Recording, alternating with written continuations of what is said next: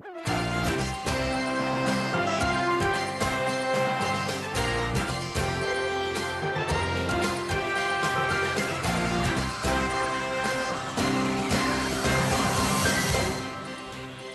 afternoon. It's Friday, the 28th of November. I'm Erin Viner, and this is IBA News, broadcasting from Jerusalem. The odds on an early Knesset election appear to be rising as the likelihood that the current coalition can survive regresses. Tensions between its various members are ever increasing, and Prime Minister Benjamin Netanyahu is believed to be furious over the stream of criticism and ultimatums coming from within the coalition. According to one Likud source, the Prime Minister doesn't want to return the nation's citizens to the ballot box, but he cannot run the country in an environment when his own government is behaving as if they belong to the opposition. Netanyahu is believed to be considering several options, but it appears that his preferred route would be to dissolve the Knesset. Toward that end, he's held talks with the ultra-Orthodox Shas and United Torah Judaism parties in apparent attempts to secure replacement members for his current coalition. Ofer Shelach, who is the faction leader of Finance Minister Yair Lapid's Yesh Atid party, today condemned the Prime Minister, saying that the state of Israel is operating without a budget and every reform is stuck while waiting for him to finish his efforts to form an alternate government. Meanwhile, Moshe Kahlon has begun to form his new party. The former Minister of Communications held a founding meeting attended by 350 supporters last night, although neither the name nor the details of likely candidates for the prospective faction have been released. For the third consecutive Friday, Muslim prayers on the Al-Aqsa Mosque compound in Jerusalem's Old City passed peacefully and without incident. Due to the improved security situation and lack of recent violence, no age restrictions were placed on worshippers, and an estimated 40,000 Palestinians of both genders today attended the services. Following the outbreak of months of clashes, young men were kept away from the site in efforts to maintain public order. Concrete roadblocks were also removed from the entrance of the East Jerusalem Arab neighborhood of Tzur Bahar, which has been a flashpoint of violence after local leaders pledged to take action against the rioters. A police officer is recovering in the hospital after an alleged sex offender hit her with his car while trying to evade capture earlier today. The 54-year-old suspected pedophile was remanded in court this afternoon. Police had earlier pulled him over on Komimut Youth Street in Bat Yam and removed a 17-year-old boy from the vehicle. The driver then sped away, striking the 19-year-old officer and causing her moderate injuries. After a massive manhunt that included the firing of weapons near Rishon LeZion, the suspect was finally apprehended about an hour and a half later. In diplomatic matters, France today warned that it will recognize a Palestinian state if efforts to overcome the impasse between Israelis and Palestinians fail. French Foreign Minister Laurent Fabius also proposed a 2-year time frame to end the conflict through a United Nations-backed resolution. Legislators in Paris are today debating whether to push for state recognition of Palestine amid rising support for the issue in Europe. Many on the continent are expressing frustration over the deadlock in negotiations, as well as the continued expansion of Jewish settlements over the 1967 lines, including parts of Jerusalem, by the Netanyahu government. One parliamentarian explained the reason for pressing the issue, which is likely to be approved when put to a vote next week. We are not presumptuous to the point of thinking that our resolution will, make peace in the Middle East. But we hope that it will contribute to a movement for peace that says we cannot just continue to be with the statu quo. The statu quo is very dangerous. We want to help also those who in Israel say we must act for a two-state solution. And that's what we want to do as well. Members of the European Parliament in Strasbourg have also begun consideration over unilateral recognition of a Palestinian state, although the vote on the issue has been postponed until next month. During impassioned debate that lasted nearly 3 hours earlier this week, many MPs urged the Assembly to follow Sweden's lead that passed a similar resolution in October over Israeli objections that the move could compromise the EU's role as a neutral mediator. Here are a few perspectives voiced during that debate. This business in Palestine and Israel has been going on for the best part of 2,000 years, and if the Roman Empire and Pontius Pilate couldn't solve it, with their rather more rough methods. I don't see how this body can do much better. Why not leave it to the Americans, the British, the French and the Russians and the major powers to settle this as best they can? Madam, you mentioned South Africa. Do you not agree with the words of Nelson Mandela, who once said that I cannot conceive of Israel withdrawing or giving up land if Arab states do not recognise Israel within secure borders? And do you not recognise that passing the motions that you want to have in this House will lead to a government of Hamas, a terrorist organisation which does not accept the right of Israel to exist, and therefore there will be no peace? People tend to say the blindest person of all is the person who does not wish to see. If you've got one of the biggest armies in the world, if you're attacking your civilians on your territory, destroying houses, expelling people from their own homes and lands, men, women and children, the UN has said that any occupied people has the right to defend itself. Words of the UN, not my own. Does Mr Harris accept that one of the largest stumbling blocks towards a lasting peace is the Hamas call for the destruction of the State of Israel? Does he agree with me that were Hamas to revoke this core principle, then it could lead to a fresh, everlasting approach? I'm absolutely for Hamas and everyone else recognising the right of Israel to exist and peace and security for the Israeli people. My group will always speak out against terrorism, but these terrorist acts are killing Israelis as Palestinians were killed in Gaza. The status quo is failing. This is a very serious situation, as we all know, and of course we all want a fair resolution for both sides. And this can only be done through serious international diplomacy. I would suggest national diplomacy, but I do hope that everyone's diplomacy works. This is far too serious. It's too serious as well for gesture politics, and yet everywhere I go, at home and here, I see those on the left making gesture politics, queuing up to expose their bleeding heart about this, and then not having the courage to take questions on the issue when someone wants to discuss it with them. Well, I say to you, back in Dudley, where I come from, where the Labour group is trying to make a motion to ban the purchase of goods from Israel, another absurd gesture, you cannot do these things. This is far too serious. Have some grown-up political thought for once and allow the diplomats to do what's required. These are people's lives and not just your gestures. Officials in Ankara are vehemently denying repeated charges from Jerusalem that the Hamas terror organization is operating a command center from within Turkish borders. Israel has reportedly appealed to the NATO coalition, of which Turkey is a member, and U.S. leadership to take steps against Ankara for enabling Hamas terrorists to operate and plan terror attacks against Israelis from its territory. Turkish diplomats are dismissing the Israeli claims as lies and deceit. The Shin Bet Security Service revealed yesterday that members of a Hamas terror ring in the West Bank were operating under orders from the organization's headquarters in Turkey, conspiring to carry out a series of major attacks. At least 30 suspects were arrested, and a substantial weapons cache was confiscated. Last month, Defense Minister Moshe Yaalon also identified 2 Hamas command centers, with one in the Gaza Strip, which has been ruled by the Islamist group since 2007, and the other in Turkey. 3 years after Lee Zaytouni was killed in a hit-and-run accident in Tel Aviv, the French driver of the SUV that struck her admitted in open court that he was operating the vehicle under the influence of alcohol. Giving public testimony before a Paris court yesterday, Eric Robic admitted to consuming 3 vodkas and 2 whiskeys at a nightclub before climbing behind the wheel. The trial was later suspended after a defense attorney was assaulted and hit in the face in a courthouse bathroom during a break.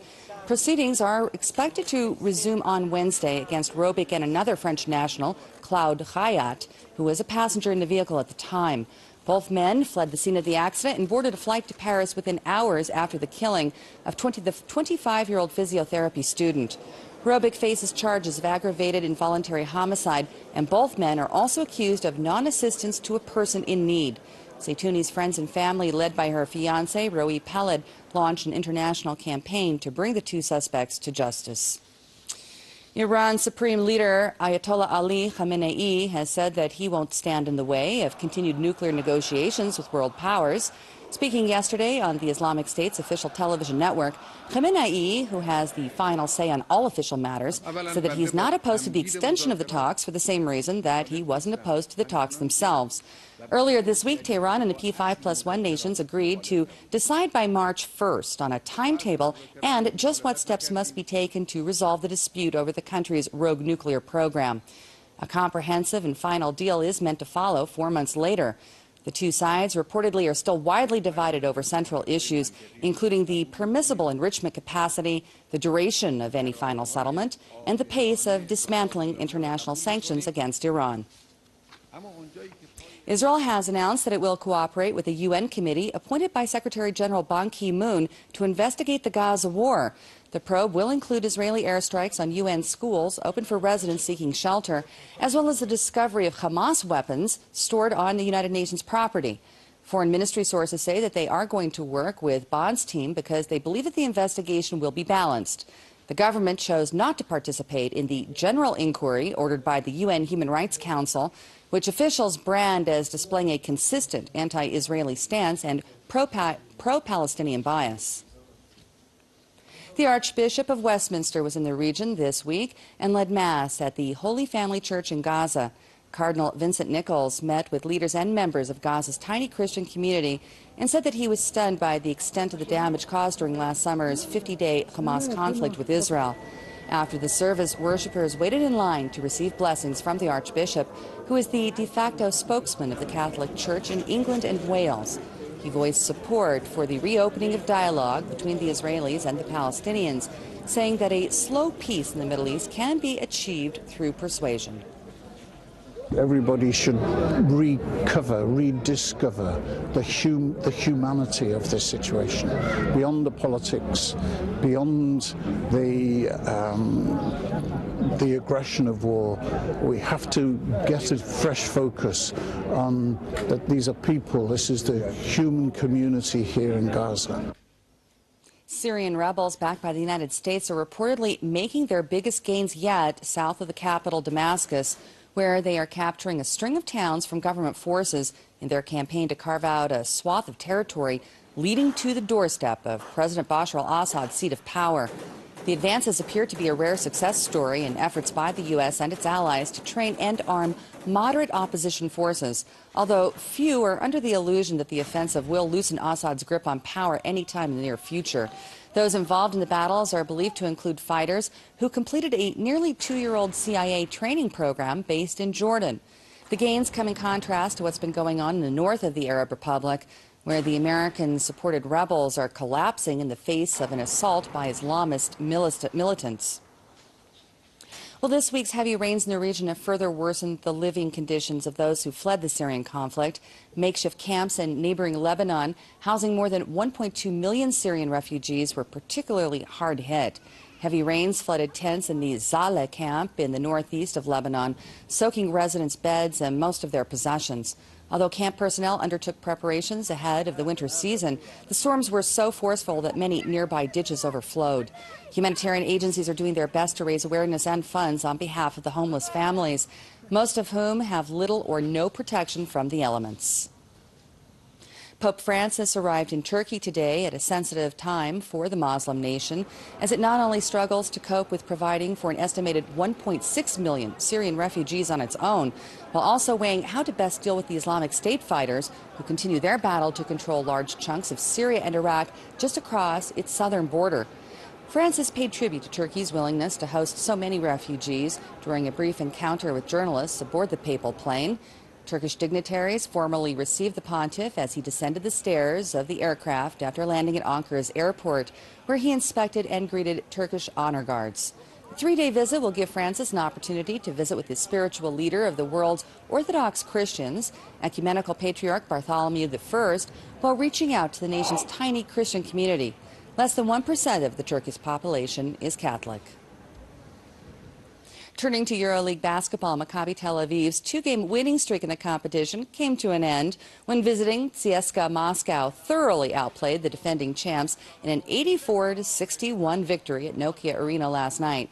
CSKA led from the start to the finish, with Maccabi coming within 3 points in the second quarter, but never really coming close to mounting a comeback in the second half against the Russians, who improved to 7 wins and no losses.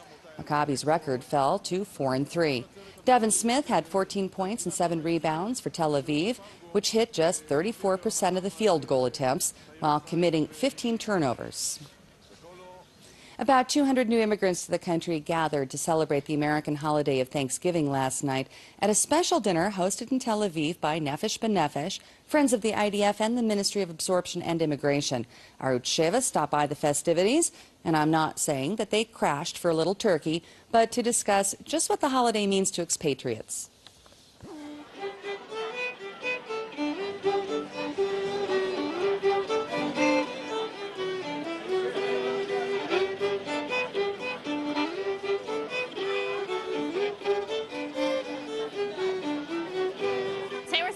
Thanksgiving.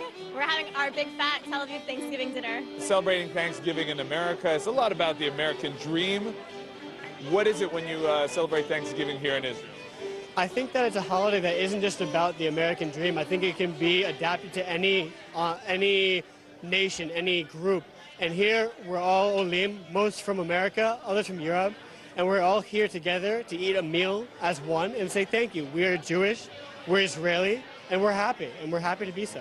In America, I think now Thanksgiving has a lot of different traditions. People just have the tradition as a way of reflection, thankful for being with their family, and that's kind of what we're doing here today. A lot of people have made Aliyah without their family, so other Olim are their family. I understand that today you finished your army service. Yes, it's been 3 years. It's been 3 wild years. It's over. It's very intense. It's very overwhelming. Is that part of your Thanksgiving this year? Absolutely. I think that this is for the first time in years, I can say thanks. Thanks that I finished my service and I continue onto my future. I had one of the most meaningful experiences of my life the last 3 years. The Army has given me more than I could have ever imagined or expected from it. And it's also a thanks. It's very exciting to get on to the next part of my life. And so yeah, it's a thanks that it's over and a thanks for what I've been given. Being American, it's obvious that we go to the Thanksgiving dinner and everything, but here I think it takes on a whole nother meaning. I'm very grateful for my Army experience, of course, grateful for this country, beautiful, amazing country. I made Aliyah, thank God. And being with a very close community, of course, all these things are just giving more meaning to Thanksgiving for me. I feel like people here are also saying thanks for the fact that they're here. Yeah, I mean, in gathering the exiles, right? Like finally, after 2,000 years, we have our own country. We can make our own policy. And you know what? Maybe we make a lot of mistakes on like how we do our roads or whatever, right? But the fact is, we can make our own policy, determine our own destiny, and that's valuable. I just see wonderful vibes, lots of love, and people giving thanks. And I look at the table, and I've never seen a Thanksgiving table with hummus and challah. And it's wonderful. It's fabulous. I think we should give thanks every day for this wonderful blessing we have to live here, to be here, to visit here, to be associated with Israel. Even people like me that live in the U.S. that can come here to be part of the community and kind of live in both places. So that's what I'm most thankful for. I feel like I won the lottery. What kind of meaning does being here in Israel, only 4 months after you made Aliyah, what does that give to your Thanksgiving? I think to be surrounded by all these people that came, that decided to make a choice and move to Israel, is the most amazing thing. I think it's such a high. Everybody on Facebook and social media, like, what are you doing Thanksgiving?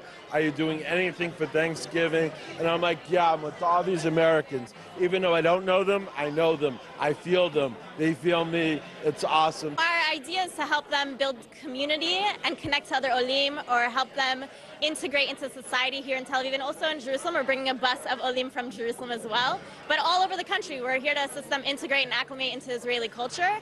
And whether that means bringing their traditions from home to here to Israel, or learning from the traditions here in Israel, it's just about honoring whatever makes them feel home and comfortable, and helping them connect with other Olim. And today's like a night of, although we're integrating, We'll give you some of your good old tradition. Yeah, well, we're bringing the two together in my big fat Tel Aviv Thanksgiving dinner. So you'll see everything from Negev beer on the table to your traditional turkey. We're also having pumpkin-flavored crembo. So just like the collision of the two things so that they go hand in hand. Great, and we're also seeing here soldiers who are here on their own. Yeah, we have a bunch of lone soldiers here today. I think there's going to be about 30. And they're also here. Also, they're not only the North American and British Olim that we see, they're Olim from all over the world that are a part of the Lone Soldier program of Nefesh B'Nefesh. Looks like a lot of fun, but I'm not sure pumpkin-flavored crembo is going to catch on. Taking a look at local finance, and the shekel today put in a mixed performance in foreign currency trading, and due to the closure of the stock market on Fridays, here's a look at the closing numbers for the week.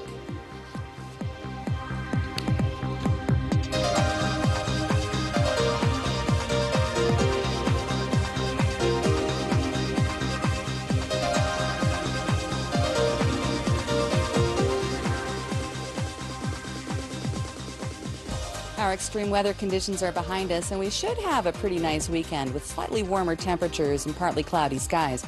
Better enjoy it, though, because we're likely to see sporadic rainstorms at the start of next week. Here's the forecast at home and abroad for the next 24 hours.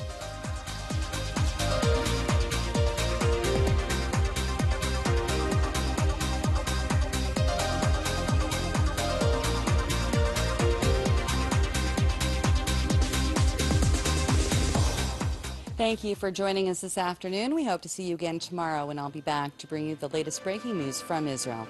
I'm Erin Viner, wishing you a wonderful evening and Shabbat Shalom from Jerusalem.